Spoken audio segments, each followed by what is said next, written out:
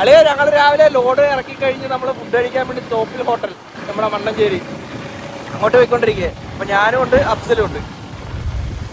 അപ്പൊ ഇനി നമുക്ക് ഹോട്ടലിൽ ചെന്നിട്ട് കാണാം. തോപ്പിൽ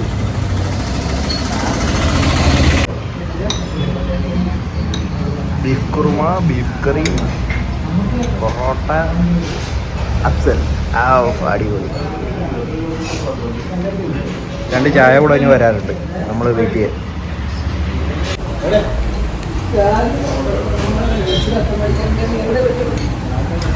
അപ്പം നമ്മൾ രാവിലെ ഫുഡ് കഴിക്കാൻ വന്നപ്പോൾ നല്ല പൊറോട്ടയും നല്ല ബീഫ് കുറുമയുണ്ട്, അതുപോലെ തന്നെ ബീഫ് കറിയുണ്ട്. ഒരു പൊളിക്കും. ഇങ്ങനെയൊക്കെ കാണുമ്പോഴാണ് നമുക്ക് പണിയെടുക്കാൻ ഒരു മൂടുണ്ടാകുക. ഫുഡും കഴിക്കാം, പണിയെടുക്കാം, പൊളിക്കാം. വൈകിട്ടാകുമ്പോൾ പൈസയും കിട്ടും. Fully entertainments.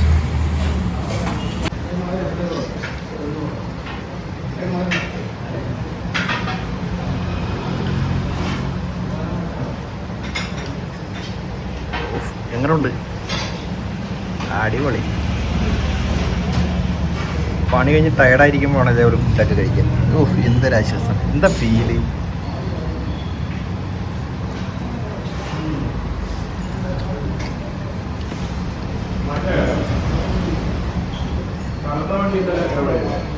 കുറച്ച് ബീഫ് എടുത്ത്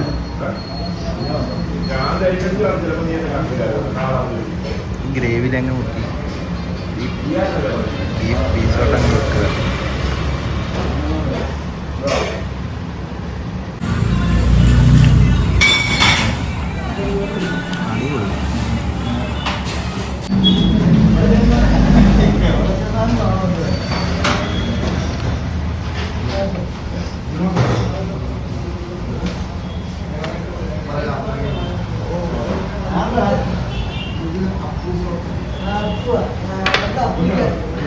അപ്പോൾ നമ്മുടെ ചായ വന്നിട്ടുണ്ട്.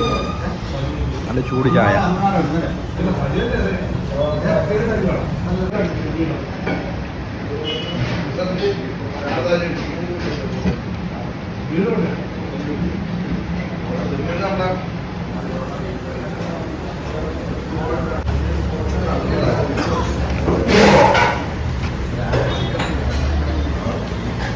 നമ്മൾ ആദ്യത്തെ സെറ്റ് കഴിഞ്ഞ് കുറച്ച് കറി മിച്ചമുണ്ട്.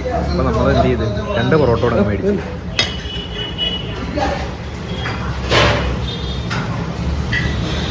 അപ്പം ഞാൻ ഈ കറി ഒന്നെടുത്ത് മിക്സ് ചെയ്യട്ടെ.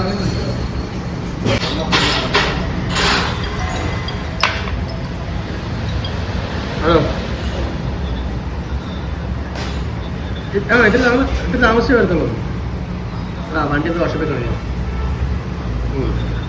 വരും.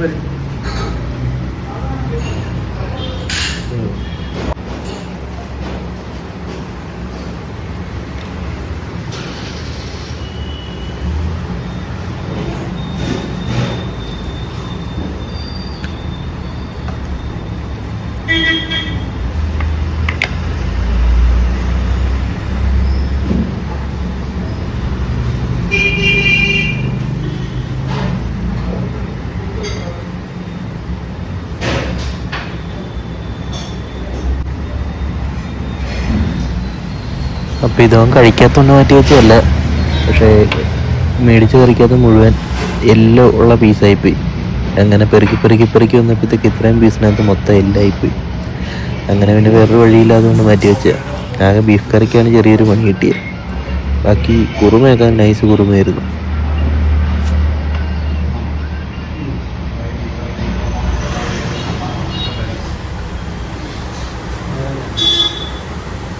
നമ്മൾ ഫുഡ് കഴിച്ചിട്ട് ഇറങ്ങി.